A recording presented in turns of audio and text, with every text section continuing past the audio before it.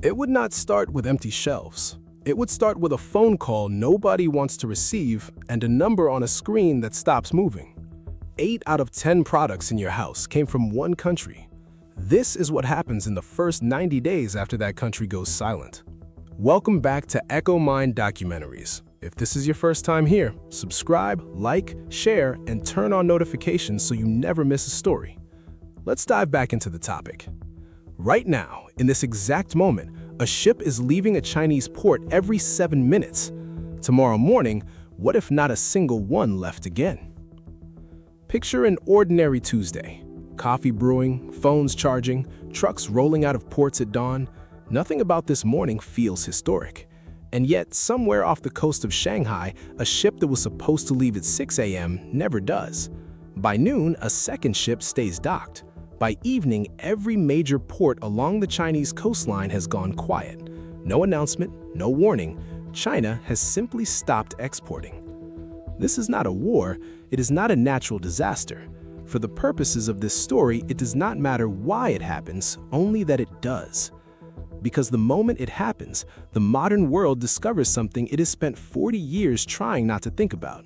Almost everything it touches, wears, builds, and depends on begins, in some way, in China.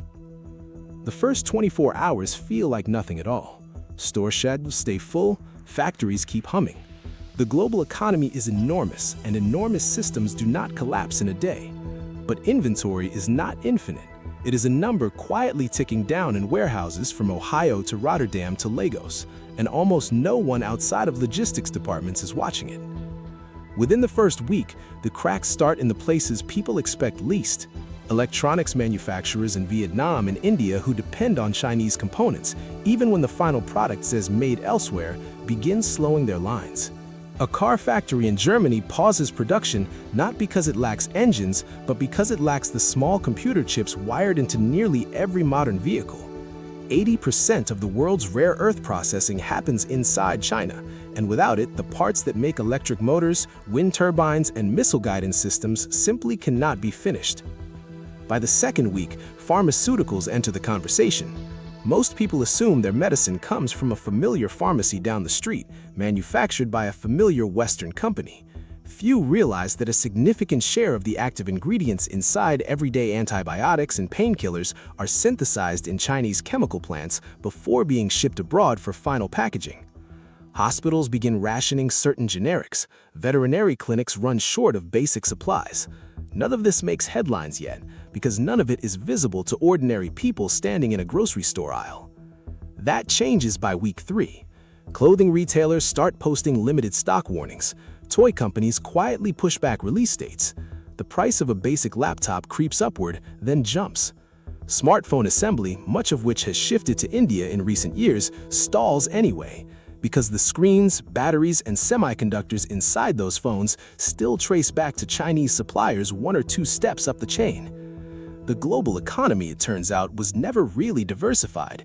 It was simply rearranged around a single, irreplaceable center. Governments respond the way governments always respond to slow-motion crises, late and loudly. Emergency stockpile releases, tax incentives for domestic manufacturing, calls to allies for shared production. But factories are not built in a month. The machine tools needed to build a semiconductor plant, the trained workforce required to run a battery gigafactory, the decades of accumulated supply chain expertise concentrated in cities like Shenzhen and Dongguan, none of it can be replicated quickly no matter how much money is thrown at the problem.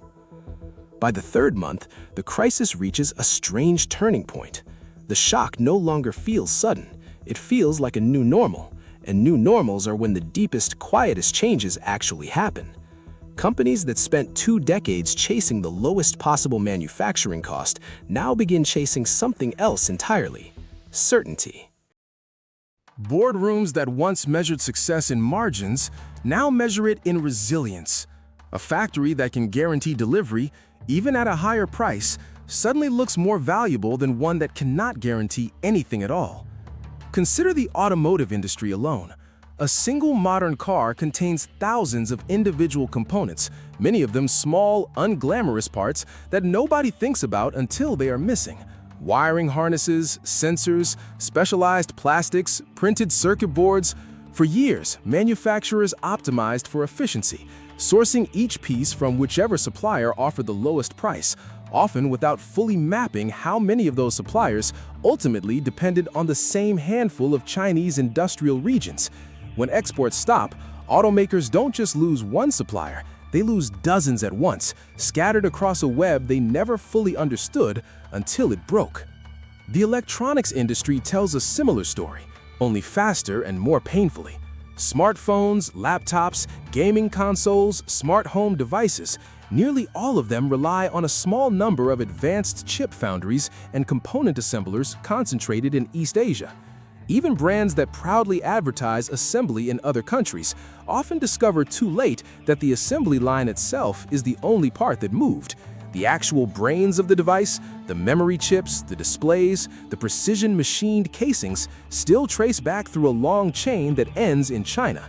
Without that final link, finished products simply cannot be completed, no matter how many workers stand ready on a factory floor somewhere else. Then there's the question nobody likes to ask out loud: food. It surprises most people to learn how much of the world's fertilizer production, agricultural machinery parts, and food packaging materials originate from Chinese industrial supply chains. Farms in completely unrelated parts of the world, growing completely different crops, can find themselves short of the exact specialized equipment or chemical inputs needed to keep yields stable. Food itself does not run out overnight, but the systems that grow, package, and transport it begin to strain in ways consumers rarely see until prices at the register tell the story for them. Energy infrastructure faces its own quiet emergency. The global push toward renewable power, solar panels, wind turbine components, lithium-ion batteries for grid storage depends heavily on Chinese manufacturing and refined materials. Projects already underway stall midway through construction. Utility companies planning years ahead suddenly find their procurement timelines stretched from months into years. Even nations actively trying to reduce their dependence on any single country for energy discovered that the transition away from fossil fuels was, ironically, built on a different kind of single-point dependency all along.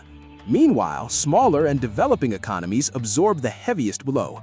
Wealthier nations have the capital to subsidize emergency production, to pay premium prices for scarce goods, to redirect entire industries with government backing. Poorer nations do not have that luxury. Countries that built their growth strategies around affordable Chinese imports, from construction materials to basic consumer goods, watch inflation outpace wages within weeks. Public frustration grows. In some regions, shortages of medicine and basic infrastructure components begin contributing to genuine humanitarian strain, a reminder that global trade disruptions never distribute their pain evenly. By the fourth and fifth month, a strange kind of innovation emerges out of necessity. Companies that once refused to consider alternative suppliers begin funding rapid development of domestic manufacturing capacity, often at a fraction of the efficiency, but with the priceless benefit of certainty. Governments offer accelerated approval processes for new factories. Universities and research institutions redirect funding toward materials science, hoping to find substitutes for rare earth elements that, until recently, almost no one outside specialized industries had ever heard of. None of these efforts can fully replace what was lost, not yet, but they mark the beginning of a slow, expensive rebalancing that the world had postponed for decades.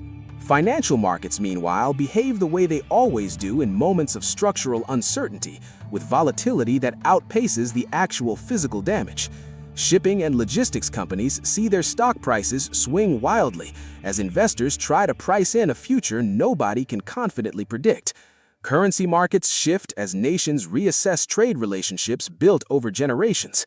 Central banks face an uncomfortable choice between raising interest rates to fight inflation or lowering them to support struggling industries, knowing that either path carries real consequences for ordinary households already feeling the squeeze. By the sixth month, something resembling stability begins to return, but it is not the same world that existed before. Prices for many goods settle at a permanently higher baseline. Supply chains that once stretched in single, efficient lines now branch into multiple, redundant paths. more expensive to maintain, but far less fragile. Companies openly discuss strategies once considered unnecessary, maintaining larger safety stockpiles, qualifying multiple suppliers across different regions, accepting slightly higher costs in exchange for the ability to sleep at night. What this thought experiment ultimately reveals has very little to do with China itself, and everything to do with the nature of concentrated power in a connected world. Any single point in a global system, however efficient, however reliable it has been for decades, carries within it the seed of this exact scenario. The names and locations could shift, a different country, a different resource, a different choke point, and the lesson would remain unchanged. Efficiency built without resilience is not strength. It's a bet that nothing will ever go wrong. Eventually, the global economy would adapt. New factories would rise in Mexico, in Vietnam, in India, in places few expected to matter this much a generation ago. Prices would stabilize, eventually, painfully. Supply chains would scatter across more borders, more redundancies, more friction, and far fewer silent vulnerabilities. But the lesson would outlast the crisis itself. Interdependence is not the same as security, and the nations, companies, and individuals who survive the next shock will not be the ones who simply trusted the system to keep working. They will be the ones who asked, quietly and early, what happens the day it does not.